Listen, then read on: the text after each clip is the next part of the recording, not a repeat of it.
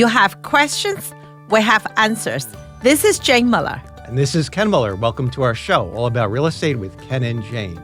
Well, Jane, today is a very special day. Yes. It's the end of daylight savings time, so everybody gained an extra hour of sleep or an extra hour to do something. You know what, Ken? That's a debatable. I mean, as a realtor, I don't like the daylight saving end because, in the evening we have a showing. So now the day gets shorter and then the daylight saving finish. So that means 5 o'clock and it's getting dark. So people finish about 5 or 6. So that's make it the showing a little bit harder. But the only saving grace is that every day is they get a little daylight will be a little bit less until December 21st, I believe. And then after that, the days will get slowly longer. So we don't have we have a month and a half to go. But in the flip side, the good news is the mornings are a little bit lighter because I think that's why I think that's why they put in standard time was because of the safety factor. It was for the school children. For the kids, standing out better. of the bus stop is better, right? Yeah. But we always say that it's a good time when as you push your clocks back to do some fall maintenance on your house. A home is just like a car; it needs things to be aligned, tuned up. And, it's a good time to give it some TLC. Before we start, I always want to remind everyone, when you turn the clock, before you turn or after today, turn the clock, always check your fire alarm.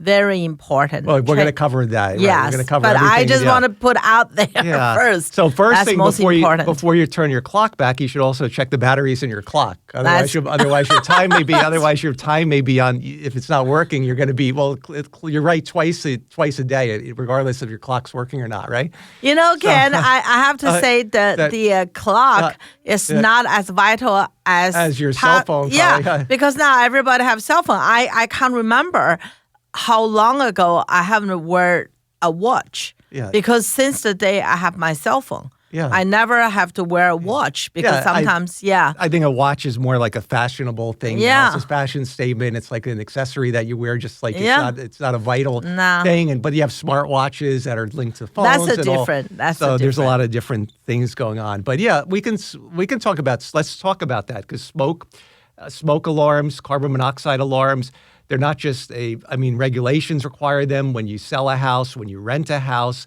but we're talking life safety here. Yes. That's something that really, really, really is one of the most important things we talk about in this show is if you can save somebody's life, fire prevention. So please ensure that if you have 10-year smoke detectors, check when you last installed them. If they're still within that 10-year period, they're good even if you don't have the 10-year, if you have the battery pop-out ones, you've got to check the batteries, and it's good time to just. I think good thing is right. I mean, you can just push the button, say whether it works. Right. Back a few years ago, there was unfortunately a big fire happening in one of the condominium. The persons leave first floor. I mean, they had something, the 40 wiring or blanket or electrical appliances or something, and then they took they had the battery backup alarm, but they took it off because they think it's sometimes beeping. I mean, there was no battery or the battery was bad. So nobody bothered to check it. And then mid of the night, 3, 4 o'clock in the morning, the small appliances caught on fire or something. And then the people didn't make it out. And because, because he's already sick and couldn't make it out. And the upstairs people, luckily, was saved because they had an alarm going off. Yeah. So luckily, that's what they're there for. They're there to save your lives. So if you have the older pop-out batteries, definitely replace them. But if the smoke alarm is too old, it might be a good idea to change it. And if you change a new one, just get a 10-year sealed one. That'd be good for 10 years, and you don't have to worry about it. Yeah, just test it, just push it, see what is working. Push it, right. Oftentimes they're going to chirp if the batteries are low anyway. But as a warning thing, even if you have the electric alarms, they all have battery backup, and they'll indicate usually if there's an issue with the battery. Yes, they'll so check it. Secondly, carbon monoxide detectors. Carbon monoxide is an odorless gas. You should make sure the rules require you have carbon monoxide detectors in the hallways of the sleeping areas. But it's not a bad idea to have them in other places. You could have them in the basement, in proximity to the furnace. That's my husband, because by law only in the hallway, in the outside of the bedroom for the older home, new home, they have inside too. But my husband have them quite a few places. Yeah, but not too close to the furnace. You have it too close to the furnace, it's not gonna. It'll malfunction if it's. You have to have it maybe 10 feet away, 20 feet away. Yeah, but it's not a bad idea. So that's something we can't say enough about. Second, we want to go on and talk about let's talk about the thermostat and your HVAC unit. You want to make sure as the weather gets colder, people are going to be cranking up their heat. So one of the things you want to make sure of is that your thermostat has batteries that are updated, because if the batteries aren't working, you're going to find out that your HVAC is not going to go on. Yeah. So it's a good time to check your thermostat batteries and replace them if need be. Yes, and also try to turn the AC on, make sure it's working, because nothing worse than a lot of people, in the winter or in the summer, they don't test it, and then when October, November, suddenly get cold, you said, "Oh my God, it's so cold today," and then when you turn it on, there's no heat, and I can guarantee you, a lot of people calling the HVAC company. So the good thing is to test it, when you may not need it yet, but turn it on to make sure it's working properly. Yeah. And also, in addition to replace the battery or check the battery, please to change the filter. Yep, that's right. That's very important. Change the filter, and when you change the filter, that's going to help with the HVAC machine itself, because they're not going to work overload, and definitely help with the air, the clean of the air. Right, yes. Because if the filter is blocked, the air circulation is going to get impacted when it goes back, when the return air, when it goes back into the furnace, and you're going. And there've been real cases where people called an HVAC contractor. They said, "Oh, my furnace isn't working." The HVAC contractor came out there and they determined the problem was it was a dirty filter. As simple as that. Ken, that was those are real life stories. Yeah, so you can save yourself a few $100 in a service call if you just implement these procedures. 15 years ago, 16 years ago, when I just started to be an agent, so many times, right? I mean, the people call, "Oh, my furnace doesn't work," when the first time they turn it on, or my AC doesn't work, and we have to call the emergency company to check it out. So many times, because it's caused by the dirty filters. So after that, we put in the lease addendum. It's a tenant responsibility to change the filter at least, we said 4 times a year, but at least twice a year. When you turn the clock early or you turn the clock back. So that's kind of remind you to do, to change the filter. Yes. Yeah, it's good for your health and good for the machine's health. Absolutely. So that's the thing. Yeah. Yes. Yeah. Another thing on the checklist you should do is, if you have a single-family home and you have exterior hose bibs, it's a good time to winterize them.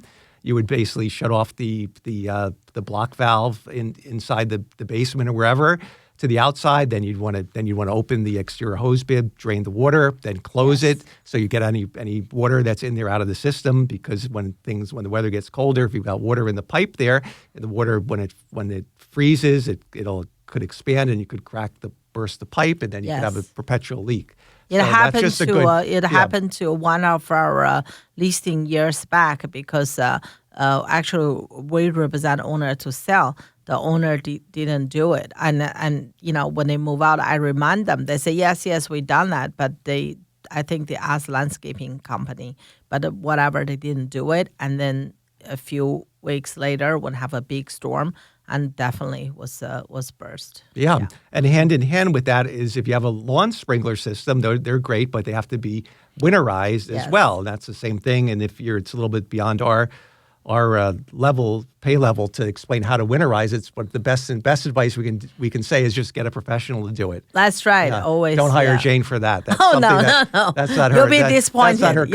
That's not your cup of tea. Your cup of tea is having a cup of tea or a cup of coffee and talking, right? That's right.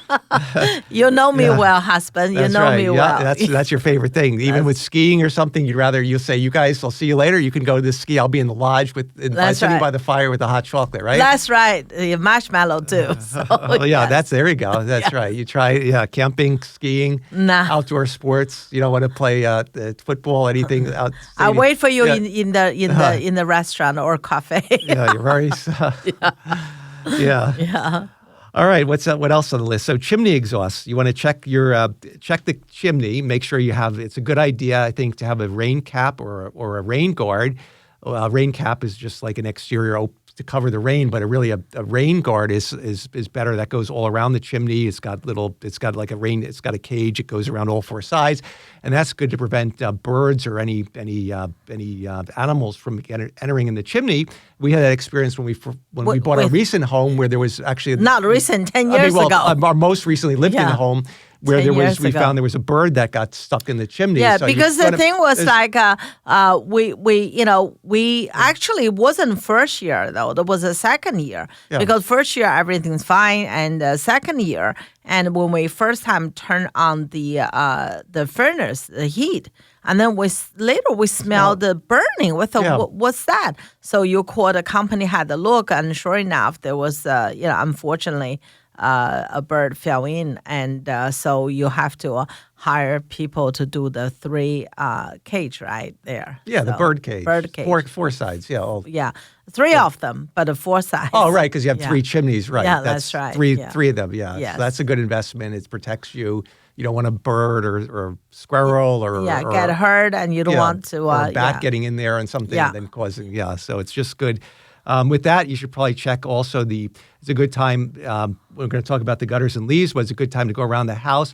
Check if you have any openings. Check the soffits for any openings. That's just a good thing. You want to prevent any animals from getting into the attics. Because it's getting cold now. It's getting cold now. Sometimes, you can imagine. Raccoons. There's been you could go on. There's been these are real life things that happen. Unfortunately, homeowners experience. You get squirrels in there.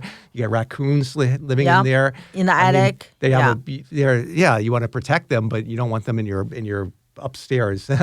So you have to make sure if you see anything loose and tie them up. So because if it's loose, later on animal can make a hole and can damage the siding. So and get into the attic. So always make sure walk around the house, look up, look down, and make sure if anything, just prevention is the key. Yeah, because if they do get in there, then it's a process, and you have to hire a pest control company to implement procedures to get them safely out of there and relocate them to the wildlife where they belong. That's really. But to avoid that's the key. Just look around to see anything you'd be fix it. And they all small, but you don't want to wait for the problem become bigger, and then it'll be bigger headache for you. Right. Yeah. All right. With that, we're going to go to break. We'll be right back after these messages. Okay, welcome back to our show. So, Jane, let's continue with the fall maintenance tips. We're talking about some stuff on the outside. Let's switch over to the roof. The roof, I think it's very important that you take a look at your roof and see if there's any overhanging branches or trees and leaves, because that's something that can age your roof quickly. You want to make sure, and that also provides a conduit for squirrels to climb on the roof and get access to your house. So you want to just trim the branches away off the roof. That can also, deteriorate the roof. So it's just a good idea to do that. Have somebody come out there and cut it, make sure the branches nothing is situated too closely to the roof.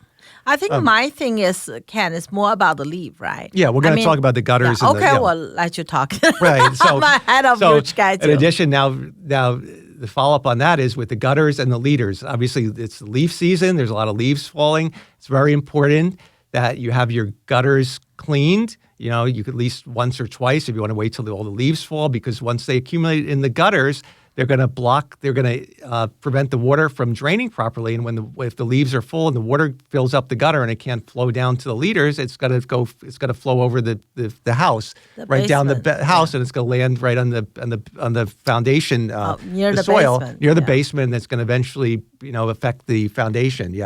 So that's so important that let the gutters do what their job is, which is to collect the water and drain it to the leaders.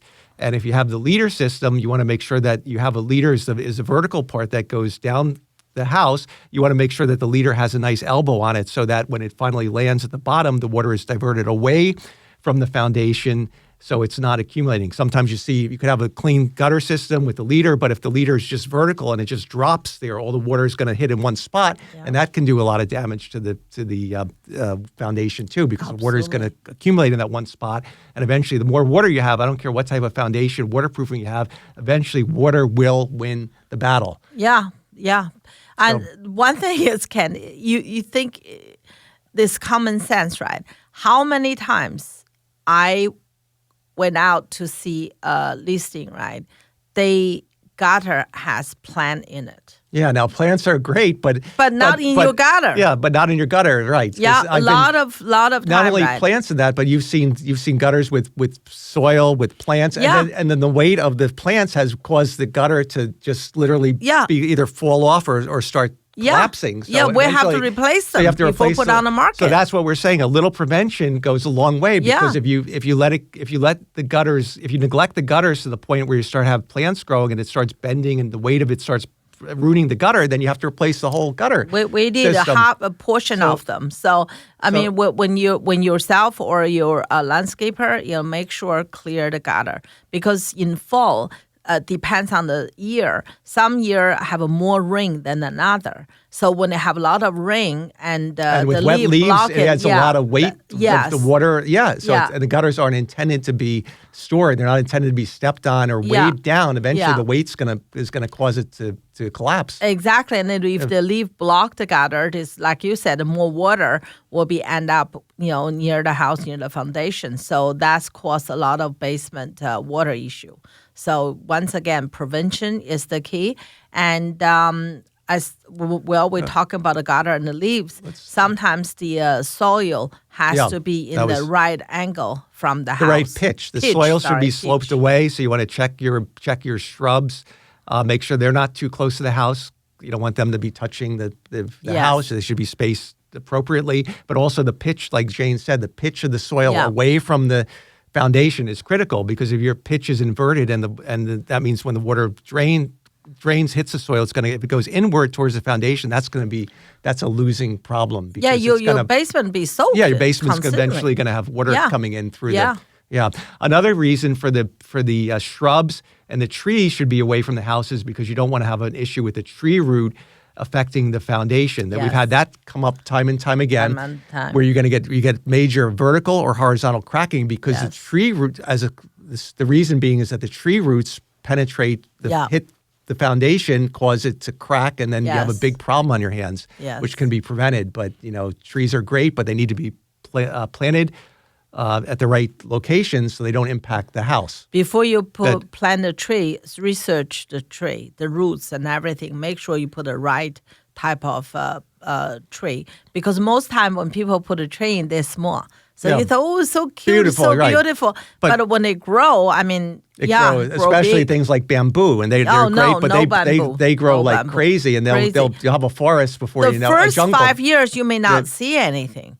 You may not see much, but when they actually came out 5 years later, that's gonna be, it's gonna be terrible. It's gonna be everywhere. Right. So that's a big problem. We did have one house I know of years back. I think at that time I was representing buyer. There was a basement problem. There was a wall problem because there was a lot of bamboo, on the ground, because the owner cut from the surface. But the root system, the root's still there, and there's multiplies they come so next year. Quickly they come.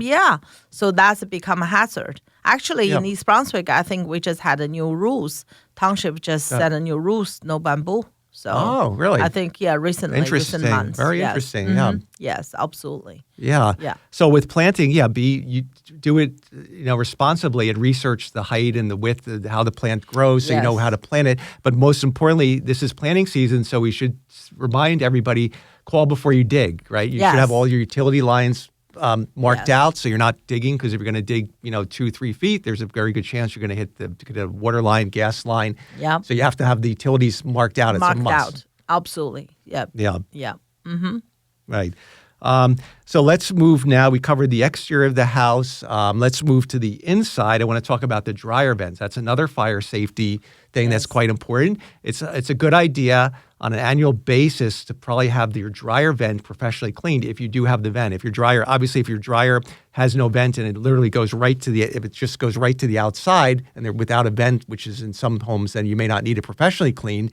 But if you have any sort of a vent line that's carrying the lint a certain distance, that will eventually the lint will clog it, and it can be a very big fire hazard if you fail to clean it. And it can also affect your dryer from functioning properly. We had a few cases, right? The dryer stopped working. So actually, the owner said it can't be. That's a newer dryer. And then we found out that was the leaning, the lint wasn't clean. Yeah. So always check it. That's really a safety issue, right? That can caught on fire. So right, on a regular basis, every time you use a dryer, you have an internal lint screen in the machine that should be changed out regularly. That'll help cut down, and you should pick up any loose lint, whatever you can prevent from getting into the machine. But there is a certain amount of lint that's conveyed through the lint line that you can't clean unless you professionally have the machine to the suction device to clean it. So that's what we're talking about. Obviously, you clean the dryer every time you use it. That's common sense. Common sense, but so you don't want to let that fill up because so anything you can do. These are all fire, life safety things. Can't stress it enough. Yes, absolutely. Yeah. So let's talk about now decluttering and why that's an important thing to do on a routine basis instead of waiting. Your home is great.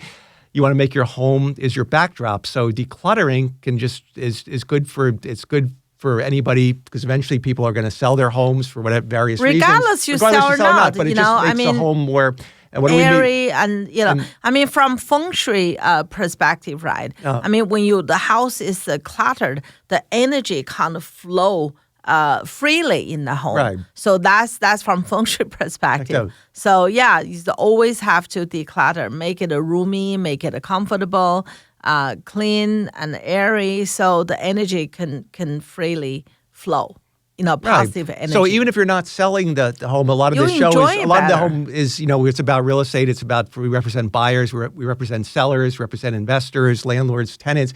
But it's also for the listeners out there that just want to maximize their enjoyability of the home. Yes, it doesn't matter you own a home or you rent. You want to it's a home, right? You want to be comfortable for you and your family. So if you do a little, all these things Ken you just mentioned is only a little things, right? But it add up. Right. So if whatever you don't need, and just I know someone, they have the magazine from 5 years ago, and a lot of newspaper from years back, and just a time to just tidy up a little. Yeah. So I know one of your friends, Ken, we went to their house years back. Yeah. When I opened the door, I couldn't believe it. We know them so well, but the first time when their house, it's like... Yeah, and with all the homes that you've sold, you've seen people that have the homes where you can eat off the floor that are like designer homes, and you've seen homes that are unfortunately hoarder type homes where that gets to the point where then it becomes more of an illness type situation. But a lot of families is in the middle. It's like I think it's just like a busy life. Didn't have time to do it. But sometimes, I believe the clear the house is clear your mind, so you feel more fresh. If everything's stuffed, it's like feel, But also the home will feel bigger too. Yes, and it's going to feel, because you remember a lot of times, part of what you do and your team does for any listing is you help get the home ready for the pictures, and that's besides cleaning, that involves you guys going out there and helping to declutter this stuff so that the home presents itself in the best light possible through the photos. So a lot of time after, and then afterwards, the homeowner says, "Gee, I never thought the home looked this good. I wish I'm not selling it now." Right? Yes, that all comes down to the fact that the home is it looks great. It's magnificent. It's given a total makeover. Yeah. On that topic, let's continue further. What about what about the other things like the furniture arrangement? You know what? Painting an accent wall. Is there some things? I mean, because life is always, you need to have things to stimulate people. So changing things around once in a while isn't a bad idea. Ken, right? If you consult the feng shui master or some designer, they always tell you every year you should move things around, redecorate the home, give you a fresh feeling, and also bring the a luck to your home, to your life. But just say, right, my mom, she always changed the look of the house once a year. Every year. Before holidays, right? I mean, that's why we'll say, every year she changed something. She will move the things from one corner to another, and she will rearrange the furniture, get rid of some old stuff. I mean, she's 86, 87, right? She's still doing as much as she can. Right. I mean, her house is not cluttered at all. She just always like to make the house, different, give the fresh perspective. So I think it's worth it. As you mentioned, painting. Yeah. You don't, sometimes you have a different mood. Yeah. Paint. Yeah. I'm not talking about taking the whole house, maybe one wall, just or rearrange something and give you the happiness kind of like feeling. The change of seasons. Like yes, we all live in right. New Jersey, and New Jersey has all 4 seasons, and that's right. The beautiful changing of the leaves, the falling of the leaves, the weather changes, but we have some beautiful days in the fall. So it's great. Every season has a purpose. So it's the same thing. So you need to do that to your house every once in a while, give it a little jump start and do something to it, give it a little TLC, do the preventive stuff, but also give it a boost. That's what you said, Ken, right? That's for you to enjoy. That's your home. That's your safe harbor. Every day we go out, we have work, we have a deadline, we have the stress. When you come home, that's our safe harbor. That's where you're enjoying and you can relax, be yourself, and that's where you can express yourself, right? By how you place things and how you decorate your home. I think that's how you keep yourself mentally healthy and at peace. I think that's all part of it. Yeah. Yes. All right. Very good. Well, we are out of time. We hope you guys enjoyed this show and have a great rest of your weekend. We'll see you next week. Thank you.